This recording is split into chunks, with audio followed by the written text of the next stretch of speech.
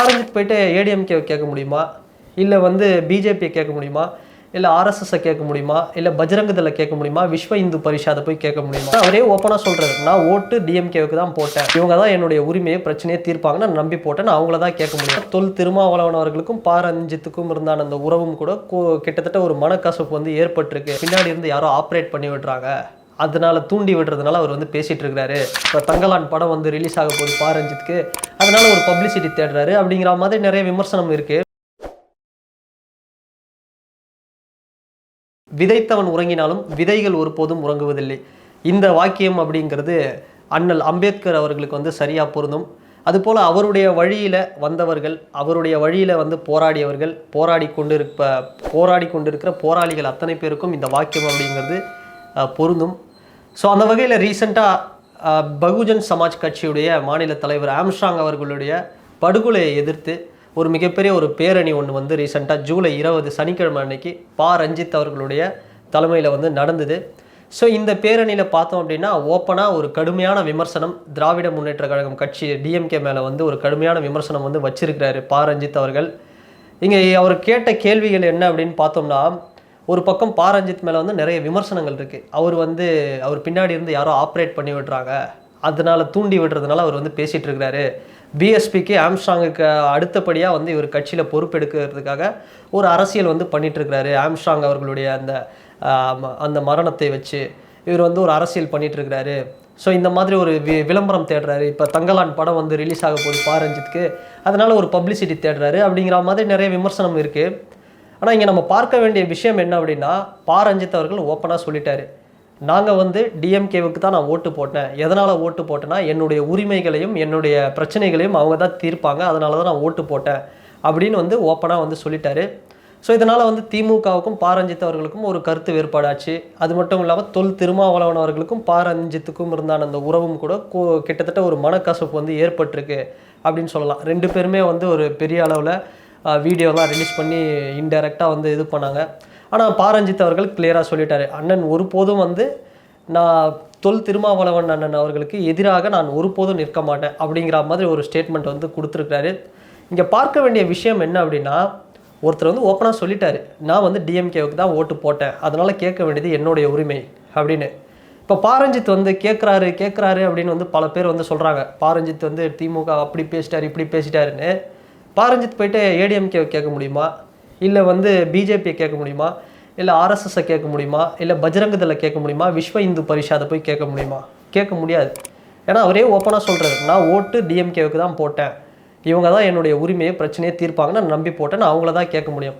So அப்படி ஒரு கேள்வி கேட்கும்போது இங்கே என்ன விமர்சனம் வைக்கப்படுது அப்படின்னா, ரஞ்சித் அவர்கள் மேலே அவர் வந்து ஒரு நீல சங்கி, அதுவும் இல்லாமல் அரசியல் பண்ணிகிட்டு இருக்கிறாரு, அவர் வீண் விளம்பரம் பண்ணிட்டு இருக்காரு, ஒரு அறவேக்காடு மெச்சூரிட்டி இல்லாமல் பேசிகிட்டு இருக்கிறாரு அப்படிங்கிற மாதிரி ஒரு விமர்சனம் வந்து வைக்கப்படுது. ஸோ இந்த விஷயம் இந்த ரஞ்சித்துக்கும் இயக்குனர் ரஞ்சித்துக்கும் திமுகவுக்கும் இடையுமான இந்த மோதல் அப்படிங்கிறது திமுக இந்து அறநிலையத்துறை அமைச்சர் PK சேகர்பாபு அவர்கள்கிட்ட போய் கேட்குறாங்க. ரீசெண்டாக இயக்குனர் ரஞ்சித் அவர்கள் வந்து பேசிய விஷயத்தை பற்றி உங்களுடைய கருத்து என்ன அப்படின்னு கேட்கும்போது, அவர் யார் ரஞ்சித்னா யார் எனக்கு தெரியாதுங்க, இயக்குனர் ரஞ்சித் யாருன்னு தெரியாது அப்படின்னு சொல்கிறார். பிஜேபி தலைவர் அண்ணாமலை அவர்கள்கிட்ட போய் கேட்குறாங்க ரஞ்சித் வந்து எப்படி அப்படின்னு. அவர் வந்து ஒரு அவுடேட்டடான டைரக்டர், அவர் வந்து நம்பர் 1 பொசிஷனில் இல்லை, அவர்லாம் அவ்வளோ பெரிய டைரக்டர் இல்லை அப்படின்னு சொல்லிடுறாரு. ஆனால் ரஞ்சித் அப்படின்னா எல்லாருக்குமே தெரியும், தமிழ்நாட்டில் எல்லாருக்குமே தெரியும். அவருடைய படங்கள் வந்து கலைஞர் டிவி வந்து சார்பட்டா பரம்பரை படம் வந்து சேட்டலைட் ரைட்ஸ் வாங்கியிருக்காங்க, இது எல்லாமே தெரியும். ஆனால் தெரிஞ்சுக்கிட்டே வந்து PK சேகர்பாபு அவர்கள் எனக்கு தெரியாது, ரஞ்சித் யாருன்னே தெரியாது அப்படின்னு சொல்கிறாரு. இங்கே கவனிக்க வேண்டிய விஷயம் என்னென்னா, நெஞ்சுக்கு நீதி அப்படிங்கிற ஒரு படமாக இருக்கட்டும், இல்லை மாமன்னன் இது போன்ற படங்கள்லாம் பட்டியலின மக்களாக நடிக்கிறாரு உதயநிதி ஸ்டாலின் அவர்கள். பட்டியலின சமூகத்துக்காக வந்து இறங்கி வந்து போராடுறாரு. ஆனால் களத்தில் ஒரு பிரச்சனை, பட்டியலின சமூகத்திலேருந்து ஒரு கஷ்டப்பட்டு வந்த ஒரு டைரக்டர் ஒரு நியாயமான ஒரு கோரிக்கையை வந்து முன்வைக்கும்போது அது வந்து ஒரு பதில் வந்து சொல்லலாம். ஆனால் எனக்கு அவர் தெரியாது, எனக்கு யாருன்னே தெரியாது அப்படிங்கிறத இது வந்து எப்படி எடுத்துக்கிறது அப்படின்னே ஒன்றும் புரியல.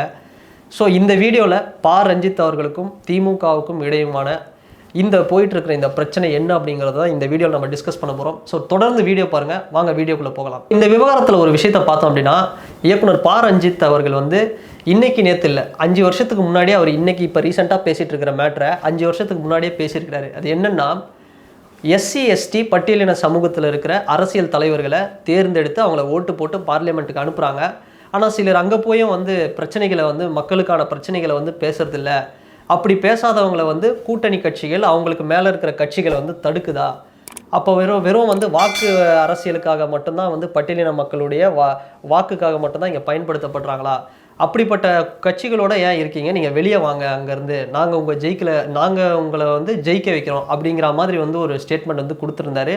இதுக்கு அப்போவே வந்து விடுதலை சிறுத்தைகள் கட்சி தலைவர் திருமாவளவன் அவர்கள் வந்து அப்போவே வந்து ஒரு பதில் சொல்லியிருந்தாரு. இதுக்கு வந்து பதில் தர விதமாக திருமாவளவன் அவர்களும் என்ன சொல்லியிருந்தாருன்னா, அப்படி வந்து தனியாக வந்து வந்தோம் அப்படி நாங்கள் கண்டெஸ்ட் பண்ணோம் அப்படின்னா இந்த சொசைட்டியில் ஒரு ஐசோலேஷன், அதாவது தனித்து விடப்படுவோம். எஸ்சி எஸ்டி மக்களுக்கான வந்து அந்த கோரிக்கைகள், பிரச்சனைகள், உரிமைகள் வந்து பெரிய கூட்டணியில் இருந்தால் தான் வந்து பெரிய அளவில் வந்து கொண்டு போய் ரீச் பண்ண முடியும் அப்படிங்கிற மாதிரி ஒரு பதிலையும் வந்து சொல்லியிருந்தார். ஸோ அதுக்கப்புறம் பார்த்தோம்னா இப்போ நடக்கிற இந்த மேட்டரில் ரஞ்சித் அவர்கள் இப்போ இருக்கிற திமுகவில் இருக்கிற அரசியல் தலைவர்கள், மேயராக இருக்கட்டும், இல்லை அங்கே இருக்கிற சில மினிஸ்டர்கள், பட்டியலின சமூகத்திலேருந்து வந்து ஜெயித்தவங்களை அவங்க வந்து எதுவுமே வாயை திறக்க மாட்டாங்க, நிறைய விஷயங்களுக்கு வந்து இப்போ குரல் கொடுக்க மாட்டாங்க அப்படிங்கிற மாதிரி ஒரு விமர்சனத்தை வந்து வச்சிருக்காரு. அப்படி வந்து மக்களுக்கான பிரச்சனையை வந்து குரல் கொடுக்காத அரசியல்வாதிகளை தகுதி நீக்கம் வந்து செய்யணும் அப்படிங்கிற மாதிரியும் ஒரு கருத்தை வந்து ரஞ்சித் அவர்கள் வந்து வச்சிருக்கிறாரு.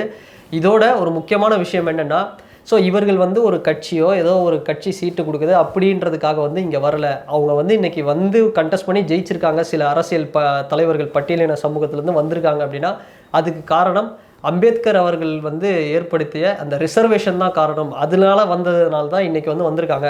ஸோ அப்படி வந்து ஒரு முன்னுக்கு வந்துட்டு அவங்களுடைய பிரச்சனையை வந்து பேசலை அப்படின்னா அது வந்து எப்படி அப்படிங்கிற ஒரு கருத்தை சொல்லியிருக்காரு. அதே மாதிரி திருமாவளவன் அவர்களுக்கு எதிராக ஒரு காலமும் வந்து நான் நிற்க மாட்டேன், அவர் எங்களுடைய குரல் அப்படிங்கிற ஒரு கருத்தையும் வந்து வச்சிருக்காரு. சமீபத்தில் தமிழ்நாட்டில் நாங்குநேரி விஷயமா இருக்கட்டும், வேங்கை வயல் விஷயமா இருக்கட்டும், ஆணவ படுகொலைகளாக இருக்கட்டும், இல்லை எஸ்சி எஸ்டி மக்களுக்கு எதிராக வந்து நடக்கக்கூடிய பல சம்பவங்களாக இருக்கட்டும், இதுக்கு எல்லாமே வந்து திருமாவளவன் அவர்களை போன்ற தலைவர்கள் வந்து மிகப்பெரிய அளவில் வந்து ஸ்ட்ரெஸ் பண்ணணும், அவங்களுக்கு மேலே இருக்கிற கூட்டணி கட்சிகளை வந்து பெரிய அளவில் ஸ்ட்ரெஸ் பண்ணணும் அப்படின்னு தான் வந்து சொல்லப்படுறாங்க. ஆனால் அதை வந்து கேட்டால் உடனே வந்து என்ன நினச்சிக்கிறாங்க அப்படின்னா, டிஎம்கேவுக்கு வந்து அகெயின்ஸ்டாக பேசுகிறாங்க, ஒரு தனியாக வந்து ஒரு ஐசோலேஷன் வந்து ஃபார்ம் பண்ணுறாங்க அப்படிங்கிற மாதிரி எடுத்துக்கிறாங்க. ஸோ இங்கே வந்து திருமாவளவன் அவர்கள் வந்து ஒரு மிகப்பெரிய ஒரு தலைவராக இருக்கிறாரு. அவர் வந்து தமிழ்நாட்டு அரசியலில் வந்து ஒரு பெரிய அளவில் வந்து வளர்ந்துக்கிட்டே வராரு. ஆனால் ஒரு உதாரணத்தை நம்ம எடுத்துக்கிட்டோம்னா அவருக்கான இடம் அப்படிங்கிறது திருமாவளவனை வந்து கடைசியில் என்னதான் வந்து அவர் வந்தாலும் அவருக்கான இடம் அப்படிங்கிறது எப்படி சொல்லப்படுதுன்னா, விடுதலை சிறுத்தைகள் வந்து ஒரு சாதி கட்சி. இது வந்து வெளியாட்கள் மட்டும் இல்லை, சில பெரிய பெரிய கட்சிகளில் இருக்கக்கூடிய பட்டியலினத்தை சேர்ந்த இளைஞர்களே என்ன சொல்கிறாங்க அப்படின்னா, விடுதலை சிறுத்தைகள் வந்து சாதி கட்சி, அதனால் நாங்கள் அங்கே இல்லை அப்படிங்கிற மாதிரி சொல்லலாம். ஆனால் விடுதலை சிறுத்தைகள் அப்படிங்கிறது ஒரு சாதி கட்சியே கிடையாது. ஃபார் எக்ஸாம்பிளுக்கு சொல்லணும் இன்னொரு விஷயம் அப்படின்னு பார்த்தோம்னா, அசாமில் சிபு சோரன் அவர்களுடைய மகன் ஹேமந்த் சோரன் வந்து ஒரு சீஃப் மினிஸ்டர் ஆகுறாரு. அவர் வந்து பார்த்தோம்னா ஒரு பட்டியல் சமூகத்தை சேர்ந்தவர் தான். இன்னொரு பக்கம் உத்தரப்பிரதேஷ் மாதிரியான ஒரு ஸ்டேட்டில் மாயாவதி அவர்கள் வந்து ஒரு சீஃப் மினிஸ்டர் ஆகுறாங்க. உத்தரப்பிரதேஷ் வந்து எப்படின்னு தெரியும், அங்கே வந்து எல்லா டைப் ஆஃபான கிரவுண்டும் இருக்குது, அங்கே வந்து எவ்வளோ டாமினண்ட்டாக இருக்கும் அப்படின்னு தெரியும். ஸோ அந்த இடத்துல ஒரு பட்டியல் சமூகத்தை சேர்ந்த மாயாவதி அவர்கள் வந்து சீஃப் மினிஸ்டர் ஆகுறாங்க. இது மாதிரி பல ஸ்டேட்ஸில் வந்து இந்தியாவில் பார்த்தோம் அப்படின்னா பட்டியல் சமூகத்தை சேர்ந்தவர்கள் சீஃப் மினிஸ்டர் ஆகுறாங்க, இப்போ பெரிய பெரிய பொசிஷனில் வந்து வராங்க அரசியலில். அதே போல் காமராஜர் அவர்கள் வந்து இருந்த காலத்திலும் அவரும் வந்து கஷ்டப்பட்ட ஒரு சமூகத்திலிருந்து முன்னேறி வந்தவர் தான். அதுக்கப்புறம் அவர் வாழ்ந்த காலத்திலேயே கக்கன் போன்ற அரசியல்வாதிகள்லாம் பார்த்தோன்னா அவர் வந்து பட்டியல் சமூகத்திலிருந்து வந்தவர் தான். ஆனால் அவரை வந்து எப்படி வச்சு அழகு பார்த்தார் காமராஜர் அவர்கள் ஒரு டெப்யூட்டி சீஃப் மினிஸ்டர் போஸ்டிங் லெவலுக்கு, ஒரு ஹோம் மினிஸ்ட்ரி லெவலுக்கு வந்து ஒரு போஸ்டிங் வந்து கொடுத்து ஒரு மிகப்பெரிய ஒரு பொசிஷனில் வந்து வச்சுருந்தார். ஆனால் மற்ற ஸ்டேட்ஸ்லாம் பார்த்தோம் அப்படின்னா பட்டியல் சமூகத்தை சேர்ந்தவர்கள் வந்து சீஃப் மினிஸ்டர் ஆகிறாங்க, பல பெரிய பெரிய பொசிஷன் போகிறாங்க. ஆனால் இங்கே வந்து திருமாவளவன் அவர்கள் வந்து சொல்கிற பதில் என்னவாக இருக்குது அப்படின்னா, நாங்கள் வந்து வெளியே வந்தால் ஒரு ஐசோலேஷன் வந்து ஃபார்ம் ஆகிடும், தனித்து விடப்பட்டுருவோம் அப்படின்னு வந்து சொல்கிறாரு. ரீசெண்டாக சீமான் அவர்கள் கூட ஒரு கருத்து வச்சுருந்தார், உங்களுக்கு வந்து தனி தொகுதியில் நின்று ஜெயிக்க முடியுமா அப்படிங்கிற ஒரு கருத்தை சொன்னார். அவர் கேட்குறதும் உண்மை தான். அதாவது தனி தொகுதி அப்படிங்கிறது தொடர்ந்து வந்து விடுதலை சிறுத்தைகளுக்கும் திருமாவளவன் அவர்களுக்கும் வந்து இங்கே மறுக்கப்பட்டுக்கிட்டு தான் இருக்குது. ஃபார் எக்ஸாம்பிள் பார்த்தோம்னா இப்போ கூட ஒரு பிரம்மாண்டமான ஒரு மாநாடு வந்து விடுதலை சிறுத்தைகள் கட்சி சார்பாக வந்து நடத்துனாங்க. ஆனால் அவங்க எக்ஸ்பெக்ட் பண்ணது விசிகா வந்து ஒரு 3 சீட்டு, ஆனால் லோக்சபா எலெக்ஷனில் கொடுக்கப்பட்டது பார்த்தோம்னா ஒரு 2 சீட்டு தான். அதே மாதிரி சட்டமன்ற தேர்தல் வந்தாலும் அதிகபட்சம் ஒரு 6 சீட்டு 5 சீட்டு 6 சீட்டு அதுக்கு மேலே வந்து போகலை. இங்கே வந்து நம்மளோட கோரிக்கை வந்து என்னவா இருக்குது அப்படின்னு பார்த்தோம்னா, திருமாவளவன் அவர்களுக்கு வந்து நீங்கள் வெளியே வாங்க 234 தொகுதியிலே வந்து தனிச்சு நில்லுங்க அப்படின்னு சொல்லலை. அது மாதிரி வந்து டிஎம்கேவுக்கு அகெயின்ஸ்டாவோ இல்லை வந்து இது மாதிரி வந்து எதுவுமே வந்து சொல்லலை. அவர் மேலே வச்ச கருத்துகள் விமர்சனங்கள் என்ன அப்படின்னா, நீங்கள் வந்து உங்களுக்கான பிரச்சனைகள் வந்து அங்கே வந்து பேச முடியல, ஒரு ஃப்ரீடம் இல்லைன்னா அதுலேருந்து நீங்கள் வெளியே வாங்க அப்படின்னு தான் வந்து ஒரு கருத்து வந்து வைக்கப்படுது. 234 தொகுதியில் வந்து ஒரு 50 தொகுதி 60 தொகுதி வந்து விசிகாக்கு ஒதுக்குங்க அப்படின்னு கேட்கல. ஆனால் கொடுக்கப்படுறது என்னென்னா ஒரு 5-6 சீட்டுலேருந்து 7 சீட்டு, ஒரு 2 சீட்லேருந்து ஒரு 3 சீட்டு, பார்லிமெண்ட் எலெக்ஷனாக ஒரு 2 சீட்லேருந்து 3 சீட்டு. ஆனால் அதை கூட வந்து கொடுக்காம அப்போ திருமாவளவன் அவர்கள் வந்து அப்படியே இருக்கும்போது ஒரு கேள்வி வருமா வராதா? அதனால் அவருக்கு எதிராக வந்து இங்கே யாருமே நின்று அரசியல் எதுவும் வந்து இங்கே பண்ணுறதுக்கு இல்லை. அவர் வந்து பெரிய பொசிஷன், திருமாவளவன் அவர்கள் வந்து இதை விட இன்னும் பெரிய பொசிஷனுக்கு போகணும் அப்படிங்கிறது தான். ஃபார் எக்ஸாம்பிள் வந்து பவன் கல்யாண் எப்படி ஒரு டெப்டி சிஎம்மாக வந்து கேட்குறாரு, ஒரு கோரிக்கை வைக்கிறாரு. ஒரு 3வது ஒரு பெரிய கட்சியாக இருக்குது ஜனசேனா, பவன் கல்யாண். அவர் வந்து கோரிக்கை வைக்கிறார், நான் வந்து டெப்டி சிஎம்மாக வரணும். ஸோ அப்படி ஒரு கோரிக்கை நீங்கள் வைங்க. அதனால் விசிகாவுக்கும் திருமாவளவன் அவர்களுக்கும் இருக்கிற ஒரு வெயிட்டேஜ் அப்படிங்கிறது தமிழ்நாடு பாலிடிக்ஸில் ஒரு பெரிய அளவில் இருக்குது. அதுபோல் அண்ணன் பாரஞ்சித் அவர்களும் வைக்கிற விமர்சனம் அதுதான். திருமாவளவன் அவர்களை வந்து எந்த காலத்திலும் வந்து அவர் எதிர்த்து எதுவும் சொன்னதில்லை.